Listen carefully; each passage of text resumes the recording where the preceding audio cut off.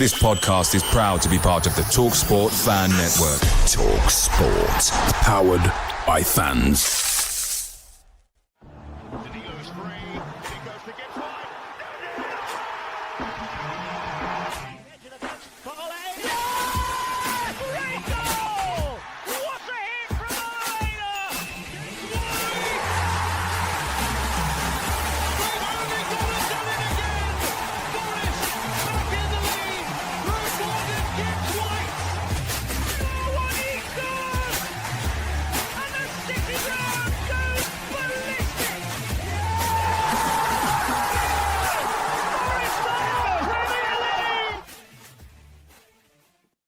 Welcome to this edition of Red Side. Trent here to discuss Forest's first back-to-back home defeats of the season at the hands of Brentford.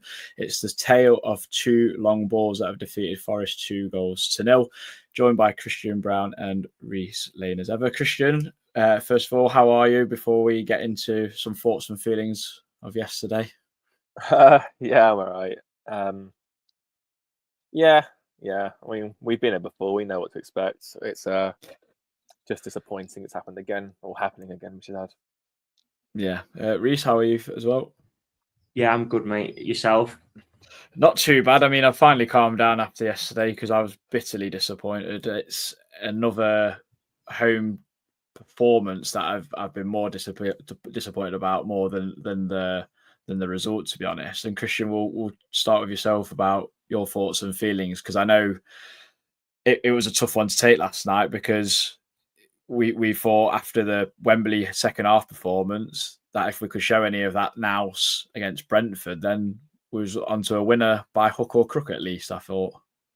Yeah, same, definitely. That's certainly what how I felt going into the game. I thought, if we can create 5 chances of that quality against Manchester City with a home fans on the back, with a backlash on the back of the semi-final defeat, it's the least you'd expect, but it wasn't to be.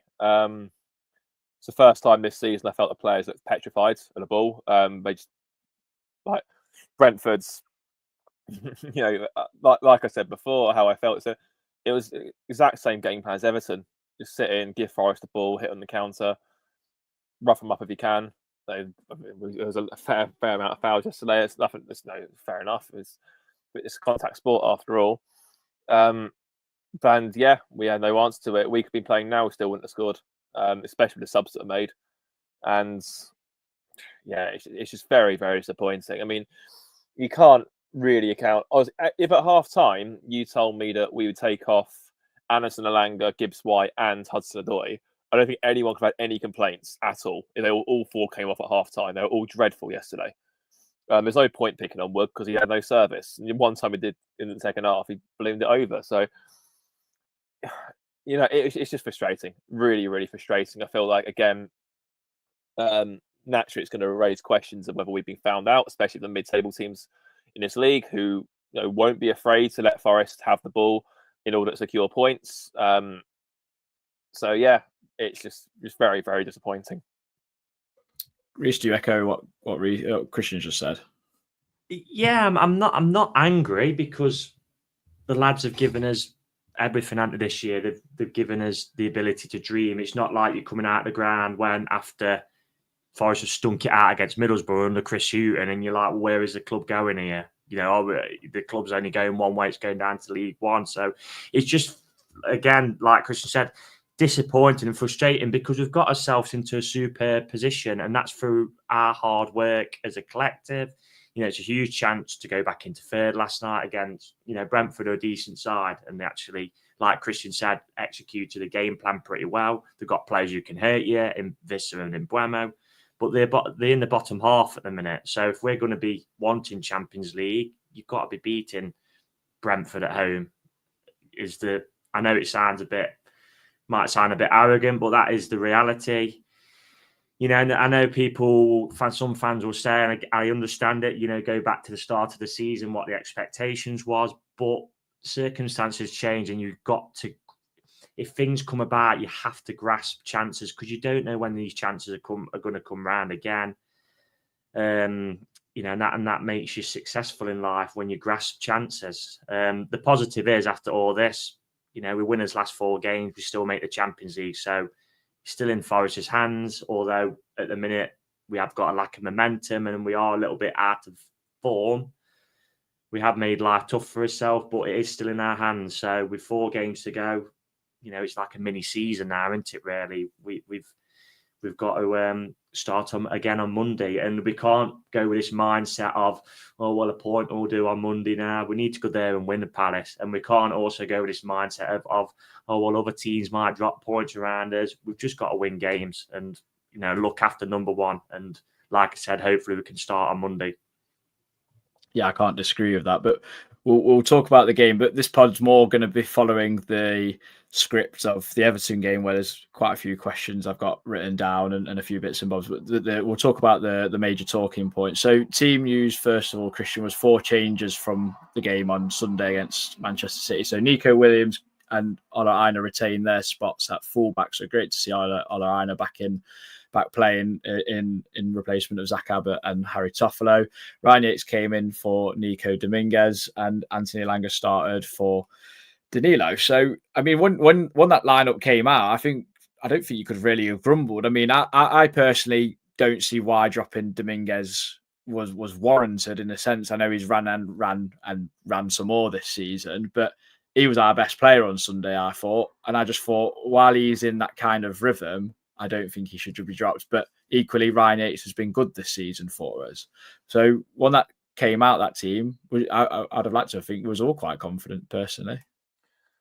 Yeah, obviously great to see Aina back, especially Williams as well. But Williams was probably one of the only players who came out with any sort of credit last night, to be honest. Williams.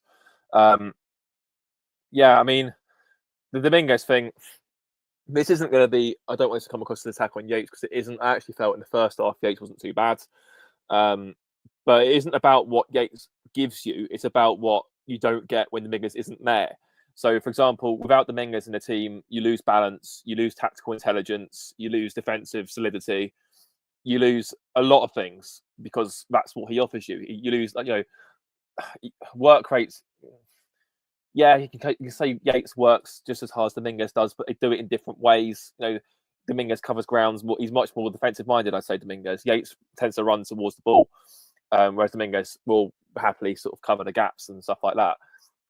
And you can see it in the first 10 minutes and a half. We weren't as solid as we were normally. They were coming through the midfield far too easily. Again, this isn't to say that Yates played badly. I actually thought, like I said earlier, Anderson was the one in the midfield who was more concerning, especially at half time.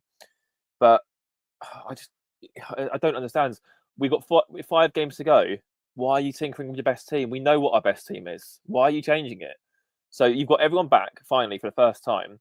And I know someone will say, oh, Yates didn't play on Sunday, whatever. He's got more in the legs to give, or more in the tank to give. Like you said, Adam, Dominguez was brilliant on Sunday. Why disrupt that rhythm? Why take him out? So I don't get it. I don't understand that. I know I've said before several times, because we are going to critique Nuno's selections and subs on this podcast. There's no way around it. They were dreadful. Once again, you can see in the first 10 minutes that Forest weren't set up right, and it went to show. But like we've also said, he's earned the right to do what he wants, because, like Rita alluded to earlier, he's given us the right to dream.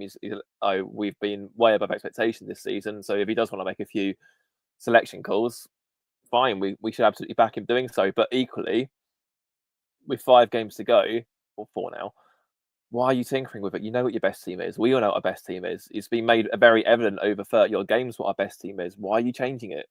We didn't need a brute force in midfield yesterday. We knew Brentford were going to give us a ball. We need to utilise it better. Why take Dominguez out?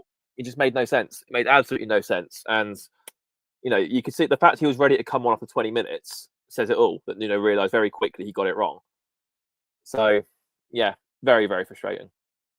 Well, I was wondering if that was going to be for Callum Hudson-Odoi, who seemed to be, towing a caravan from early doors. And if that was the case, I think it was either very naive from Nuno to try and get him into half-time, or very selfish from Callum to not say, you've got to bring me off because I'm killing the team here. Because we couldn't go down the left. We was going down the right. And I granted, because we got Lewis Potter booked really early doors, how he's not... I mean... You could say he should have got sent off. I kind of put it in the category of like the orange card. Oh, no, I don't know if you guys would he agree. absolutely should have gone. There's no parts of it. He absolutely should have gone. And you can even make a solid argument. I actually felt, to be fair, I even tweeted at half time, I thought the referee wasn't too bad. He was fairly consistent. The only thing he wasn't consistent on, he completely bottled that. Lewis Potter had to go for that. I know, obviously, Reece, obviously you couldn't see it where you were properly because you were up in the stands. The first yellow cards, he doesn't even look at the ball, Lewis Potter. He just has eyes straight on Elanga and takes him clean out. It's the easiest yellow the referee will give all day. Second one, he does exactly the same thing with Aina. So if you set your stall out saying I'm going to give a yellow card for that, you can't then not do it because someone's on a second yellow. Lo and behold, he comes off at half time. Brentford have 1-0 up by that point. If he's sent off there at 0-0 with 70 minutes to go, it's a completely different game. But like we've said before, we know the Premier League don't want us in the top 5. We absolutely do you think he should have gone for the initial first challenge? I think he should have gone for the second one anyway. The first one was an orange.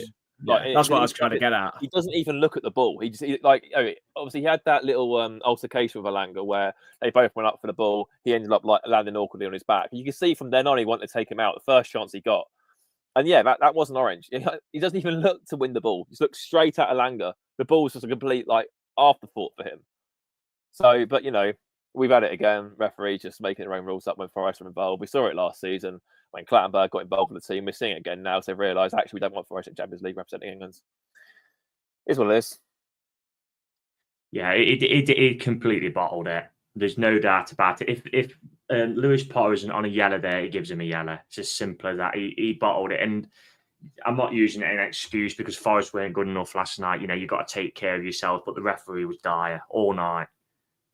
He set his stall out, like Christian said early on, that he was going to basically be card happy. And then obviously he doesn't give that. And there was second half when they were 1-0 up, they were wasting time, which, we do it. And when it's obviously you doing it, you take it. But you weren't even watching them doing it. It was just taking corners and throws. He was literally watching what was going on in the penalty area. And it just allowed them time to waste. And yeah, but he bottled it. Simple as that.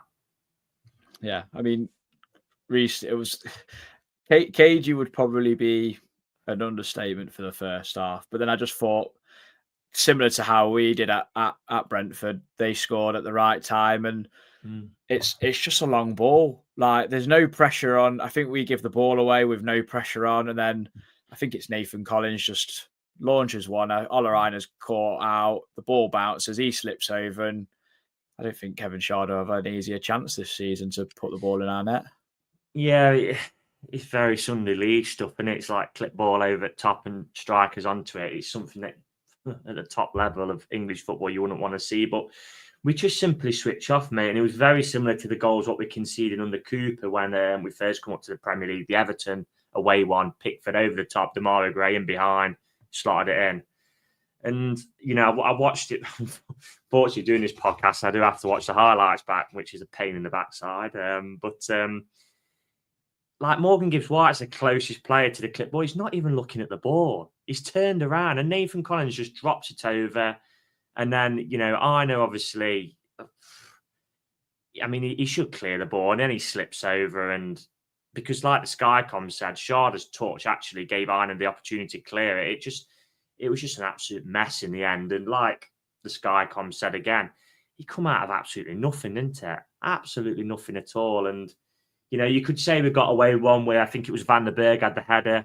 Probably should have done better, really, there. It was pretty simple save for Salisbury. It was a free header. But, yeah, on the stroke of our time, Adam, like you say, such a disappointing. So disappointing. And, yeah, what obviously to come next. You just knew, with how we were playing, though, you just kind of knew in the back of your mind that we just wasn't going to score with how we was playing. And it's just had no cutting edge, did we, really, unfortunately. And you do worry when we do go behind because, we've chatted about this in the group. We've 36 points have been available when we've been behind this season. We've only got 4, which is 1 at Brighton away. We come from 2-1 down, and obviously the Villa one come from 1-0 down to win 2-1. So that is a bit of a kryptonite of Nuno's system, is when we do go behind, we do tend to struggle to come back, as shown by the numbers, unfortunately.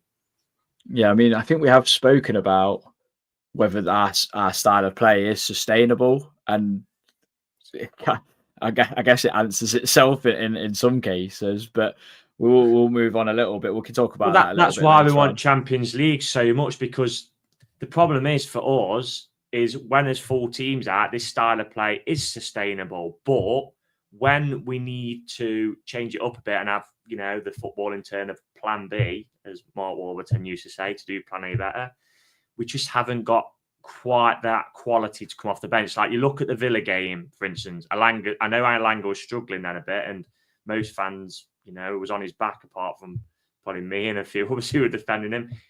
But he can win a game, and he come on that night and won the game for us. That's what I'm kind of talking about, you know what I mean? And so yeah, that's the frustrating aspect of it all, really. Yeah, I mean, Christian, we'll talk about the baffling. I mean, I thought this substitution was very strange, and I mean, this is no slight on Dominguez because I absolutely love him. I'm a massive Nico Dominguez fan, but playing him right midfield is just kind of kills him. It's nothing to his game. That makes us very lopsided. Means we're very predictable. We're going to give the ball to Anthony Elanga as much as possible, and I just felt Brentford, it gave them such an easy game plan second half, and I've struggled to see what we really gained from that substitution of not putting either Jota or Sosa on personally. We're getting absolutely nothing. I don't get the Sosa thing. I really do not understand it because he's given so much rope to Jota Silva, who hasn't shown anywhere near the level of promise Sosa has in the minutes he's been given.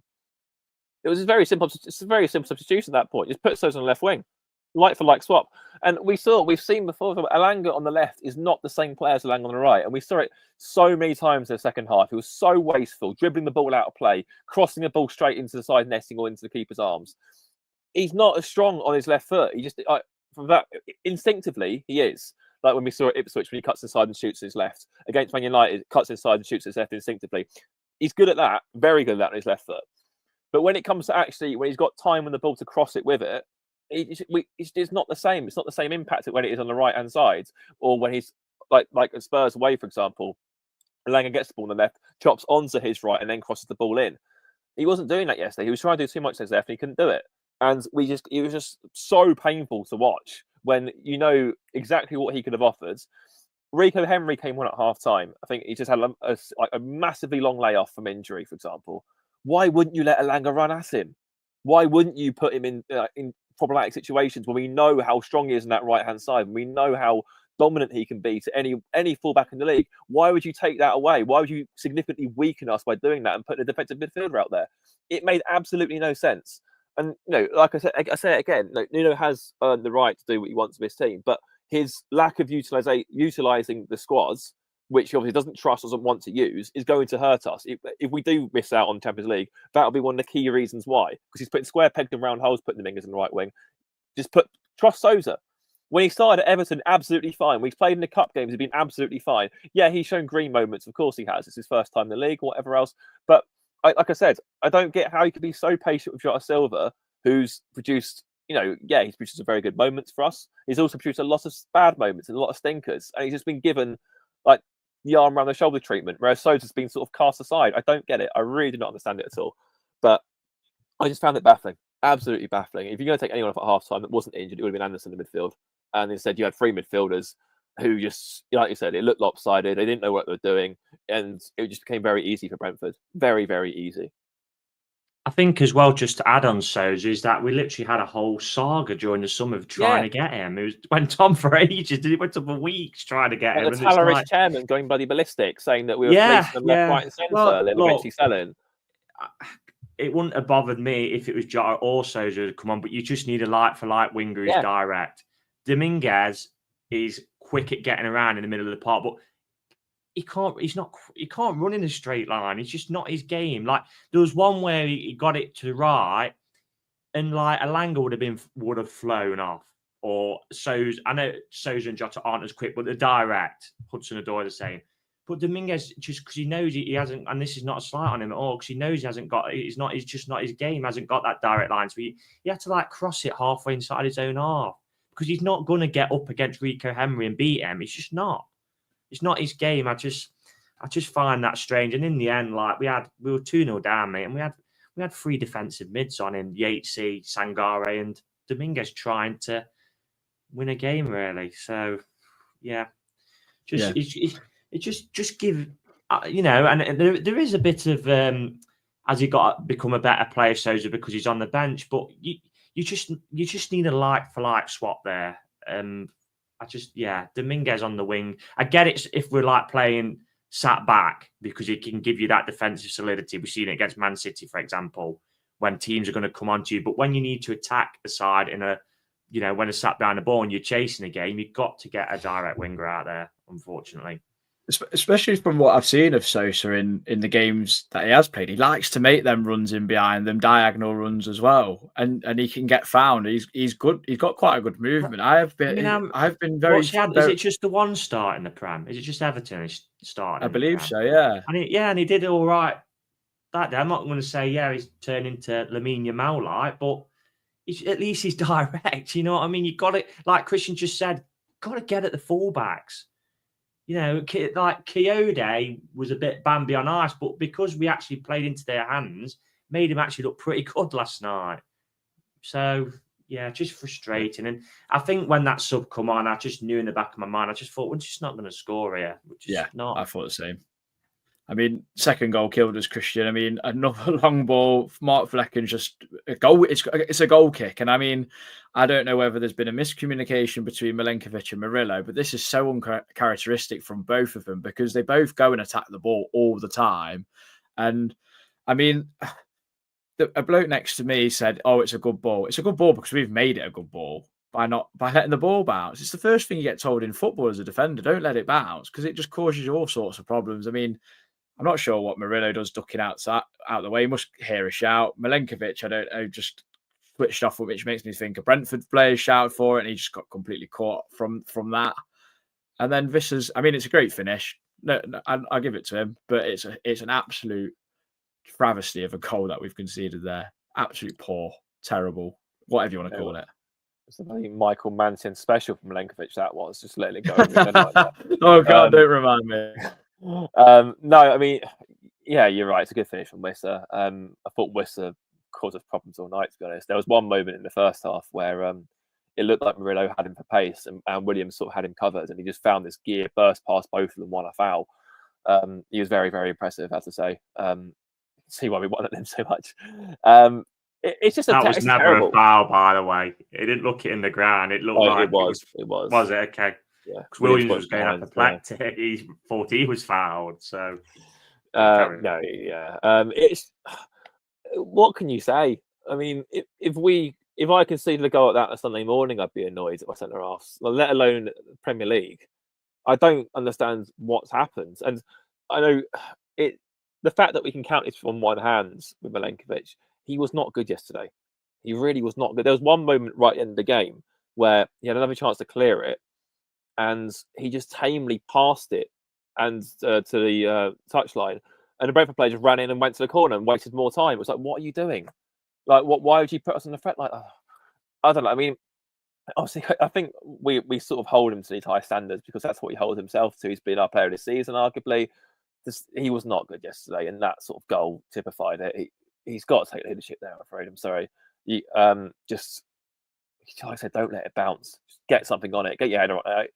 We can all have a go at the ref for not sending off Lewis Potter and probably for not sending off Norgard as well, really, because there's a strong argument he should have gone for a second yellow for that little tangle with Yates, although you can argue he was fouled first, but either way, you can't really kick out like that on the floor.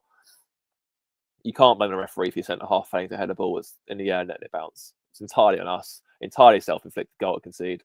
And like Reece said earlier, it was like something on the first 8 games of the first season of the Cooper where we just ridiculously naive. It's exactly, you can't be doing that with 5 games to go for that point, 4 and a bit games to go. You just can't. I mean, I think it was just a miscommunication. I think Murillo's probably left it and thinks Milenkovic is going to be there. And what the problem is because of the weather, he absolutely tipped it down, he's misjudged his position. And the ball's probably come off the surface a bit quicker than usual. And that's what's took it away from him. And this is onto it. Great movement from his perspective. And Milenkovic knows once he's by him, all he does is allow him to go for on goal, which he obviously doesn't score, or he brings him down and gets himself sent off. And we don't want that, do we? So, he kind of plays the percentages. Just a bit of a miscommunication, really, I think, and just surprise of how the ball probably skidded off the surface.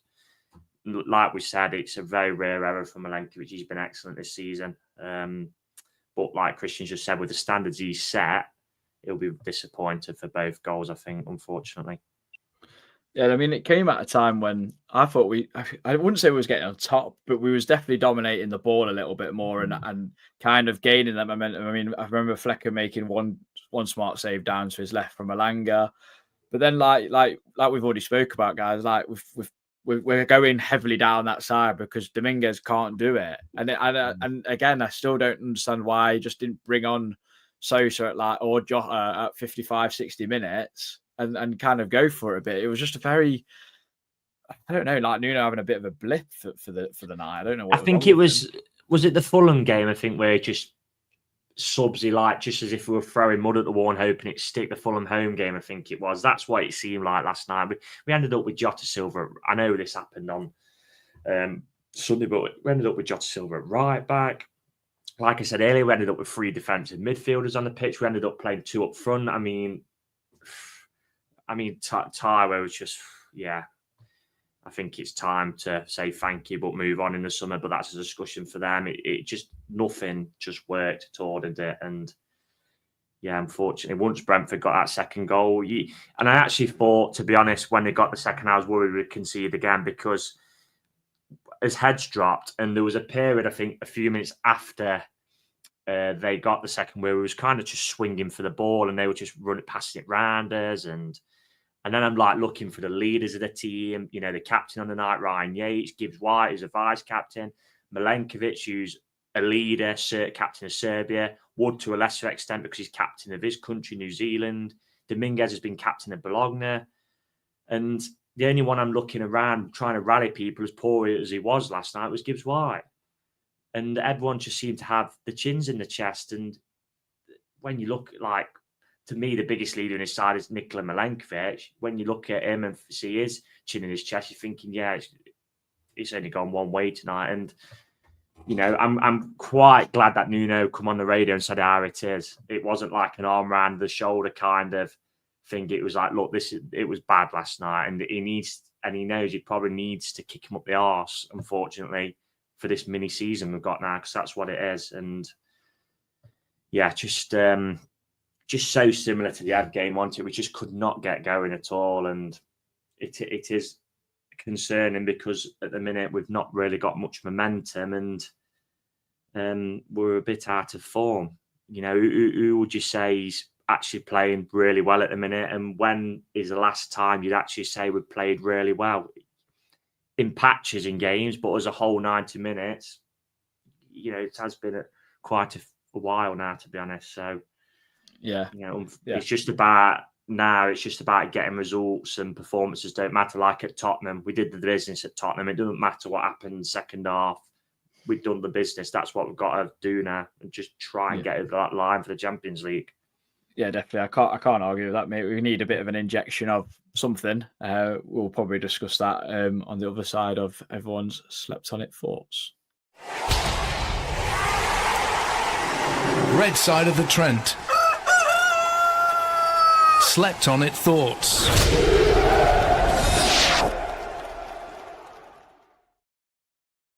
So we've got Alex first of all. He says, "Hi Adam and the gang. My slept on it thoughts is no need sleeping on." That was the rest of it. Carl Booth, pre-match excitement was at an all-time high after the team was announced, but that was extinguished by half-time. I felt sloppy defending for both goals and devoid of any cutting edge. Can't help but think we look tired. Onto Palace and 4 big games coming your Reds. James, the best part of that is it didn't take me 5 hours to get home. Incredibly frustrating to compound a bad performance on the weekend with an even worse one tonight. Have to hope results go our way over the weekend. Danny Tring dropped our most informed midfielder. That's what happens. Turned into a scrap playing Yates. Never looked like winning. Said scrap. Nico, only decent performance. Good to see Ola back. Nuno just pick our best side. Osh Jones, I'm trying to override the massive disappointment of tonight with the consolation that 4 games to go and probably 3 wins needed for Champions League with Leicester, West Ham, Palace, and an out of sorts Chelsea to play. We can still do this. Need to have no fear Monday versus Palace. Capanosity, no new owner bounce. Said it recently that we're running on fumes. This season's always been a high wire act. Unfortunately, the team are beginning to wobble at the wrong end. There's no plan B when we don't score first. Lads, we're going to have to do this the Forest way. Brandon saw how that match was going to go from a mile off. They did us to what we've been doing all season. We look lost on the ball without Callum Hudson-Odoi. Ramon Sosa must be dreadful in training because Nuno just doesn't give him a chance when we're in need of attacking depth. Dave, wasteful with crosses, best defence in the league has turned into Chuckle Brothers and a serious inability to pass to a red shirt. Being woeful for a while now. We were just lucky that Spurs are being Spurs to win there. Champions League is out of our hands now. Not technically, but I get what you're saying. Like the Everton game, this is from D, sorry. Like the Everton game, it's a poor performance as well as the loss. We look poor. Losing our unbeaten run at home felt big at the time. Players look like they've got zero confidence. Fans are trying but giving us nothing to get up about. Ryan Wise, awful game with no flow, poor performance and shocking. League 2 standard goals to concede. That thought I was going to get booked at some point. Tom Newton really poor tonight. Should have attacked Keane Lewis Potter when he was sitting duck. The players looked tired with many uncharacteristic mistakes creeping in, especially consistent performers like Milenkovic. We've got to go again on at Palace, plus hoping results go our way. Keza, to me, that was a 0-0 game where we've given away 2 goals. Hopefully we'll put it right next game. Forest felt like a mixture of exhaustion and nerves. We might need to shake things up for Palace as it sounds. Feels like we have finally been found out. Last one, but no means least. D. Warden, our strength was our weakness tonight. Seems to be some communication issues. Free kicks were poor. Lack of ideas. Should have not dropped Dominguez. Makes others play better. Thank you very much for everyone's slept on it thoughts. Just so many to go through. But we'll just have I've got a few questions to ask all of you. I'm not going to do player performances because everyone's stunk out the gaff personally. I don't think you can really say anything much more about it. But Christian, I'll start with yourself. Do you see this recent run of form where we've won, you can say, one in our last 5 games, I'd say. Do you see it where players are feeling the pressure, or is it a combination of being out of form and tiredness and that lack of quality and depth? Because I hate this argument of January. I've seen you bring it up with someone else that's, again, used that argument. So what are your thoughts on that? I don't know. I mean, against Everton, I didn't think they looked pressured. Against Spurs, I think they just crap at Everton. That's fine. Against Spurs, obviously very good for 20 minutes. Blisteringly good even for 20 minutes. Won the game there and then. I wasn't too bothered about the remaining 70 because obviously we had a cup semi-final at the weekend, so I got that. Started nervously at the semi-finals to be expected, I suppose. A lot of them playing at Wembley for the first time, big game sort of thing. Second half showed what they were made of, I thought. But yeah, yesterday was the first time I've questioned the character of the team. I've actually thought Leeds haven't got the minerals because it's one thing being crap. It's another. That's fine. Like if you're crap, you're crap. We're all human. We'll have bad games. We'll have good games. Whatever. That's football.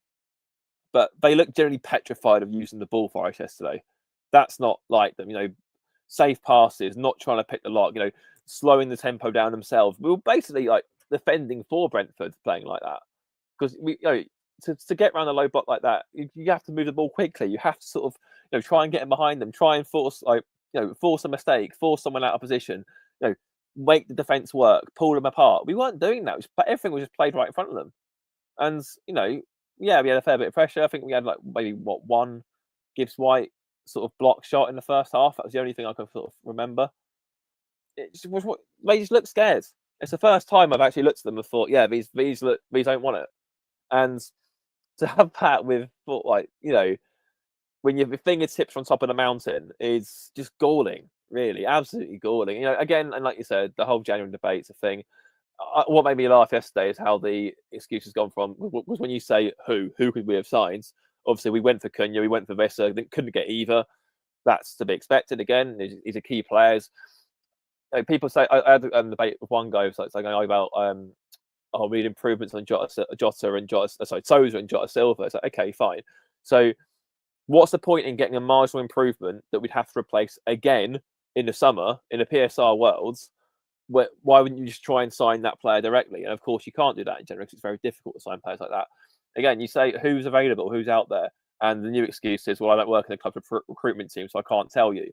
It's like, well, so you don't know anyone, that you haven't got a name. You can't physically tell me who you think Forest could have signed. No, because the player wasn't there. Forest tried. They really did try in January. I fully believe it. I'm positive they explored every avenue, and it wasn't available. We tried in the end of the summer window. We tried for Jimenez, we tried for Nketiah, we tried for Marmoush. We got none of them. That's the caliber of player we're shopping in now. We're not trying to get an IU, an Origi, a Body. Look how crap last year's January was. Reina, out of form, wasn't playing at Dortmund, didn't play. Ribeiro, a kid, pointless. I can't even remember the other loan signing we got last January. It says everything about it I need to know there. So, is this what you want? Is this to sort of tick a little box? Are you just happy to get this, someone out of form who hasn't played all season and then go, oh yeah, you're the man to spearhead the Champions League push? It doesn't work like that. Football does not work like that. I'm sorry. Like, what world are you living in? This isn't FIFA or FM where you can physically control them and sort of get them up to speed, where they just come straight off the back box fresh, like they've not been away and had a full pre-season and ready for everything. It doesn't work like that. So it's just, like I said, Simon, it's a cheap excuse. There were no names out there that we feasibly could have got. We tried, we didn't do anything. Now you can come around and say very simplistically that's the reason why Forest, might not get over the line. Yesterday wasn't to do with personnel. Yesterday was to do with Nuno's reluctance to play, to attack the game. Like we said, 3 defensive midfielders on the pitch. When you're 2-0 down. It just everything just felt desperate yesterday. Even going 4-4-2 with Taiwo, it just felt like, like Reece said, throwing enough mud at the wall and hoping it sticks. It was bad. It was really, really bad. It wasn't the worst performance of the season. It was most disappointing because of how it all unfurled. And yeah, I don't know. I just felt it's the first time, like I said, I think they're bottling it personally. From what I saw yesterday, I think they're bottling it.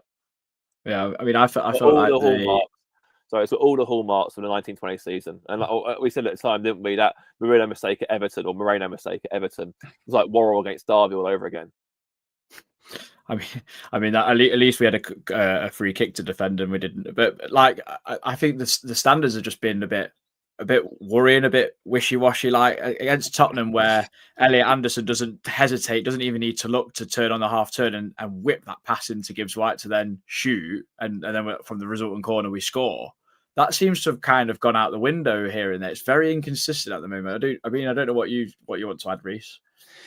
I think the first point I'll add is people have got to realise as well, fans should say, that there's a financial aspect to this January as well. If we've got let's say we've got a £30 million budget in January and Brentford say, well, we'll sell this, but we want 40 million. And with how deals are structured, they could turn around, well, we want it all up front. And Forest are like, well, we want to put it over, for PSR reasons over the term of his contract. I agree with Christian. I just wouldn't believe that the club didn't try. I'm sure they explored every single avenue. There wasn't, let's be honest, who did much business in January? Apart from Villa signed 2 loan players who, like we've said, we couldn't have got them because they're in the Champions League, Villa. Arsenal didn't sign anybody. Liverpool at that point were leading a title race. You could have thought, well, we might need to get someone in to push us on. They didn't sign anybody. Who did? I'm just thinking of the Sky City Club. Tottenham signed Danzo on loan. Newcastle didn't sign anybody. Tottenham signed a centre-back on loan. And Mates Tell. Yeah. Man United signed Dorgu. City are the ones who spent 200 million quid. Yeah, but because the Manchester City, they're the champions. And at that point, I think they were still in the Champions League, weren't they, at that point as well? So if Omar Marmoush, who I think they paid in the end about 60 million for, let's say even if he would have been 30 million, he's not going to choose Forest over Manchester City. He's just not. So that's my point on that. I dislike the bottling term a bit because, like you said, with the squad we've got, and this is half the problem, we are overachieving. We deserve to be where we are for the majority of the season because we've got the points. But you look at the squad and like the backups, Jota and Sousa, etc. They have probably been brought in mind that this club is going to finish 12th to 14th around that, and we can maybe bed Sousa in, and then next season it'll be much better. But why he's here now, we probably haven't got that luxury, and he's got to actually come in and give us something if Nuno given a chance. I mean, like I said to you before we started the pod, Adam, cream usually rises to the top, doesn't it? And then you look at the clubs who have been behind us, Manchester City, like you said, spent 200 million. Newcastle have been in the Champions League recently. Villa are in the Champions League. Look at Villa's squad. We were raving about it the other week. Chelsea have got £1 billion squad. And even a couple of them, or one of them at least, won't make the Champions League. So it shows you how tough it is. It's just that obviously we've got to, from our perspective, because this might not come around again, like I said earlier, we've got to grasp this chance, because you look at the games as well on paper. Palace have got an FA Cup final to prepare for. That doesn't mean I think they're going to, completely just knock it on the head Monday. I think they'll still give it a go. Leicester are relegated at home. West Ham have been dire all season, and Graham Potter, who's like literally the same manner as Steve Cooper, very mild-mannered, he's literally losing the plot in the media. So he said he was going to start effing and blinding last week in the press conference, which made me chuckle because it's the pressure. And then obviously, then is the big game on the last day with Chelsea. So, look, thankfully, it's still in our hands. We win all his games. We get in the Champions League. It's as simple as that. We just got to take one step at a time. And, like I said earlier, it starts with Palace on Monday. We've got to somehow get over this line. And if we don't, and we fall into if we fall into the Europa League, let's say, look, as a Forest fan, I've said it all season, I'd be happy with European football, delighted. It's a dream to Forest in Europe, but there would still be that tinge of disappointment. And it'd be absolutely natural for fans to say that. And then the Warriors as well, players are going to start to be looked at because they've missed out on Champions League with Forest. And that's when you're trying to build the club, trying to build a squad. We've got to grasp this chance because it just gives us such leeway to build, as Villa have done, as Newcastle have done. You look at Newcastle, people might say, oh, their squad isn't dead deep, but Anthony Gordon's backup is Harvey Barnes, for example. I mean, how much did they probably spend on him? 30 million Barnes. These types, they've got more. They've got the three probably best centre mids in the league, but then they can bring like Lewis Miley in, who's highly rated from the academy. They've got, like Jacob Murphy's come out of the blue this season and been brilliant for them. So, yeah, I'm just hoping we can grasp this opportunity because as fans and, as we all do, we're going home and away every week. It's just, it's there. And like I said, it might not just come round again and then we'll think, oh, yeah, well, we've got in Europe, but look what we could have had kind of thing. So I just hope the lads can just get it over the line. And look, I'll be there. You lads will be there and we'll be supporting them to the end. Whatever we might say on this podcast is an opinion, but we'll be there at the ground giving us all to the players, to the staff. And that's all we've got to do to the end of the season. And I just hope, and I've got everything crossed, we can just get in that top 5 because, yeah, it'd be massive for this football club. It really would.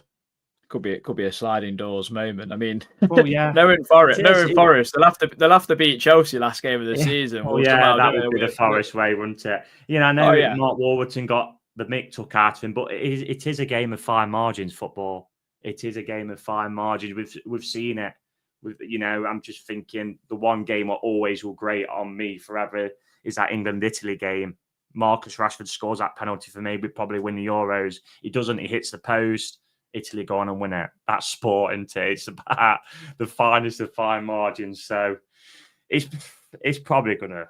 I've said it. It'll probably go to that last day, mate. It probably will. And we'll need to beat Chelsea.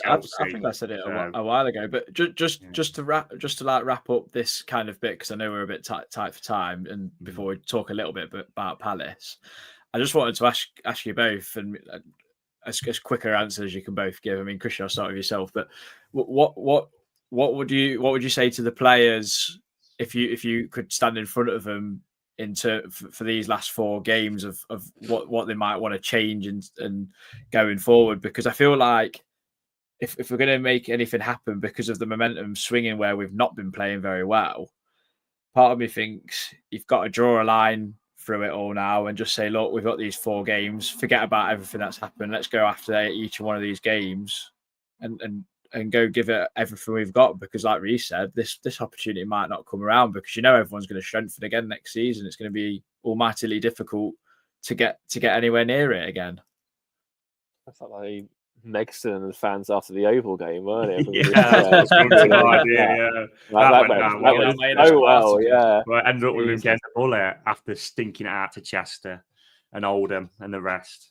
This is what I mean. Like, this is why I'm so obviously, like Reece said, we'll be there supporting. We've had worse than this. Like if we blow Europe now, yeah, it's gutting, yeah, it's galling, but we've had much worse. We'll bounce back.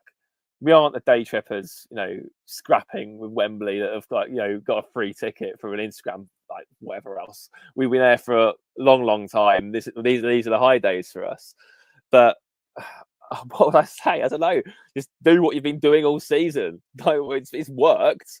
So if you're third after or in the top 6 after 4 or 5 games, all right, fair enough. If you're there after 10, it's like okay, fine. They're after 30. You're there for a reason.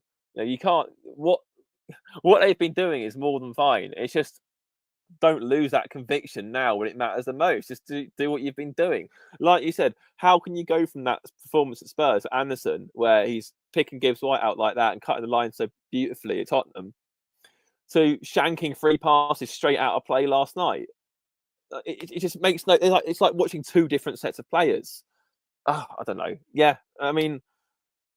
I said I expected a reaction after the last game, so I'm not going to say that again. I don't know, mate. Like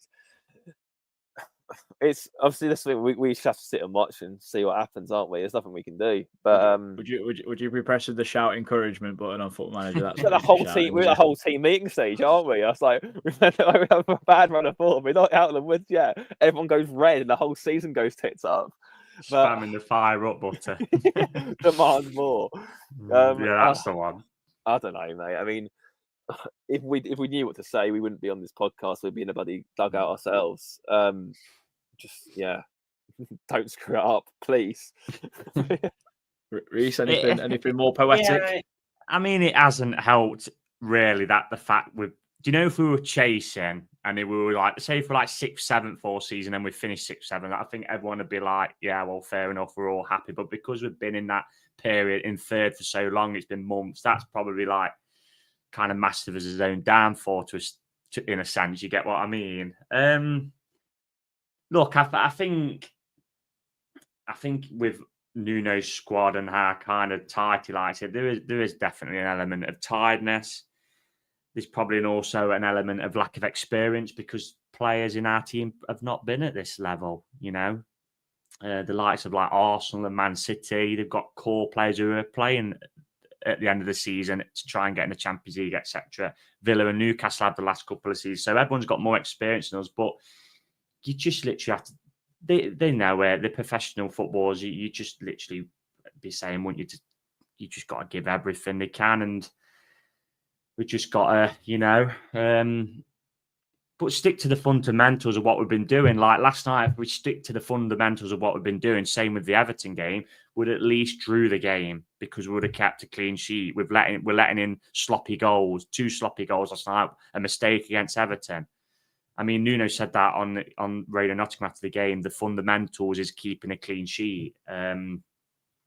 So, like Christian said, unfortunately, as fans, you can get up, you can get down, you can have your opinion, you can get frustrated, and because we all want it so much. But at the end, the only thing you can do is just support the team at the ground, and you're powerless to do anything else, really. Like I said, Palace is a few days away, and I'm already looking forward to it. I just hope we can, do the business, and that's all you can do, unfortunately, as a fan. Yeah, definitely. I mean, going on to Palace before we just wrap up. I know we're as I said, we're tight for time. One win in their last 6 league games, and I mean the next 3 games, all 3 of them teams have only won once in 18 across the board. I mean that is not good reading because obviously as we've been in the past and Christian labelled as charity FC for the last 2 seasons, that doesn't really bode well, that sort of stat. But Palace, I mean, it's going to be a weird one, I think, for them because Oliver Glasner's claimed that he wants performances against ourselves and Tottenham before they play the FA Cup game, which I've actually reiterated. I think this is so unfair on them and City to an extent, because it's not after the season. I find that very, very baffling. It should be an end of the season kind of treat for supporters who have got there. So they've got that to focus on in their heads. Is someone like an Eberechi, is he going to give 100%, Christian, against Forest, because he's thinking, well, I'm going to play in the FA Cup final. I almost can put myself in the shop window, although he's good enough to go to a lot of clubs around Europe and he doesn't need to. But can you see a scenario where in the back of Crystal Palace players' heads they're thinking, I don't want to get injured for that game in 2 weeks' time? Of course, and I completely agree with you that the final should be held after the end of the season, as it always used to be. Makes the most sense. Again, just the FA doing FA things, like the old blazer-wearing gentlemen they are. I've never played the game, but never mind. Yeah, there's a strong chance that Palace will be in party mode. I mean, mate Greg, season ticket holder there, he messaged me saying that you don't have to worry about. We'll all be singing Elvis and singing for the cup final, etc., etc. I've never seen a more nailed on 2-0 Forest loss than that. We 100% lose that game one day. I'm sorry. If we play anything like we did yesterday, we're losing. It doesn't matter what. Palace could be having a cigar on the whole time. They'll still beat us if we play like that again. Because they'll do exactly what Brentford and Everton did. They'll sit in, as they have done all season. They'll just wait. They'll give Forest the ball and remove it with that lack of urgency and that lack of guile and fear, and they'll beat us easily. So, yeah, from what I've seen, sorry, mate, we're losing that game 2-0. Okay. I mean, the one thing I see going in, Reece, is the fact that I know we went and beat Ipswich 4-2 without Hudson-Odoi, only Elanga supporting Chris Wood that day. I mean, do you see something similar in terms of how we line up and how we go about it, or are you being as optimistic as Christian? Christian is right. If we do play like that, you're not going to beat many teams. Every fan will say that because we've not played well the last two games. We've been really poor. That's just a fair observation. The obviously hope as a fan is we don't play like that and we play how we know we can and actually go there and perform. Yeah, I mean, Hudson-Odoi, if he's got a hamstring issue, I would be surprised if he's available Monday. But it's got to be, if he's not available, it's got to be like for like. Give Sousa a chance. On that left-hand side, keep Lang on the right. For me, Dominguez would come back in alongside Anderson.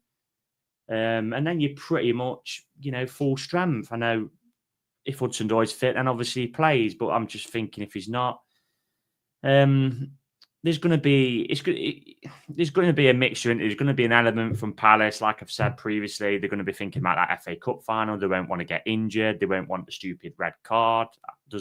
But then again, I guess it doesn't apply. Does it not apply now domestic? Does it? If you get sent off in the Prem game before, would it apply for the final? I'm not sure. Or is it separate nowadays? Yeah, I think it's separate nowadays, isn't it? Well, they changed the rules that many times. But obviously, I heard Oliver Glasner's interview, like I mentioned on the last pod, and he said he wants 2 good performances before the FA Cup final to obviously go in with some momentum. So, look, it depends how we play. If like we just said, if we stink it out like we have done the last couple of home games, then yeah, you're probably going to get beat by any side in this league. If we play how we can and how we know we can, and to the level we can go there and beat Crystal Palace, and we need to go there and beat Crystal Palace. Because last night, most of us, I think, well, all of us nearly would have probably marked down that as a 3 points. And I think a lot of fans would have said, well, if we get a point at Palace, you'd have took 4 from the 2 games. Well, now we've not got the 3 points, so we need to go there and get them. And we need to beat Leicester, we need to beat West Ham. If we do that, then we set ourselves up nicely for what's probably going to be a last day clash with Chelsea. But that's all you can ask for. It's in our hands. And whether or not we think we might be losing some momentum or we're a bit tired or a bit out of form, we've got to try and dig it out from somewhere. But just like I said to you before, Adam, at this point, it's not about performances, it's about points. And, we need to just go to Palace and get the win. And let's hope we can. And also, it would be a bonus if we could play well as well and give us some momentum going into the last few games. What's your score prediction?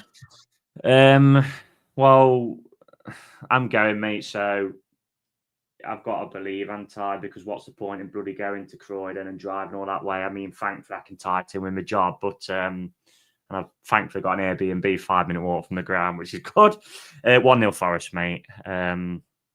Yeah, let's get hopefully back to basics. That, like what Nuno says, the fundamental of keeping a clean sheet, and yeah, we'll nick it 1-0.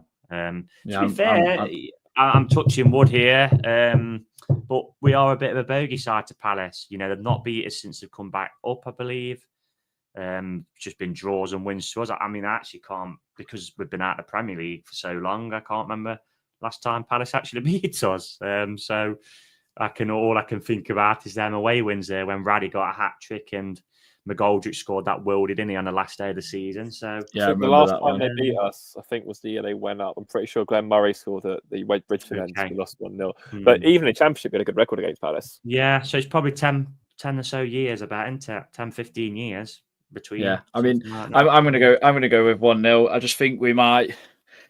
I feel like, right, we could have an Arteta kind of David Brent moment where we just keep playing Champions League music and we go, if you want to hear this in the ground, like, let's go off and win the next 4. And we've got to start at Palace. We've just got, like you guys say, get back to basics, defend first, and then go from there. Not like stifle their crowd. I know they're going to be up for it because they're going to a cup final. But make it a bit turgid for the first 25 minutes if you've got to, and then go from there. And I think we can go and beat at Palace. They're one of them teams where you don't know which one's going to turn up. Personally, they've had a good season though. Let's face it, they were absolutely dross when they came to us and we beat them 1-0. And Henderson threw that one in. Let's hope Henderson throws another one in. We've got some good players. We've got some really good players. Of course they have. You know, very good players. That's why the league's so competitive. Look at, like, Brentford, where are they, 11th? They're coming up with Mbeumo and Vissa last night, who would probably get in most or all Premier League squads, wouldn't they? They'd at least make, like, even the bigger clubs, they'd at least make the bench. Now, I actually think they said apparently they're going to listen to offers for Mbeumo in the summer, and they're looking at about 50 million. I actually think that's a snip. For someone who's got 24 goal contributions for a side in the bottom half, I actually think that's a snip of a deal. What is he, 26, something like that? 25, 26, yeah. He's still at a great age, so he's still got 5 years before he goes into his 30s. I think that's a great deal. And if we did get to the Champions League, that is a deal I'll probably be hoping we'd looked at if we're looking at like the likes of Mateus Cunha for 65 million. So, yeah. Yeah, definitely. Vista as well. Thank you very much for joining us. We are going to end it there. Well, if you drop a like, subscribe, it's all free, and we'll see you for the previews and obviously the review of the Palace game. Until then, enjoy your weekends. Hopefully results go our way. Enjoy Monday if you're travelling and see Reece there. Say hello to him. We'll get back to you soon. Come on, you Reds.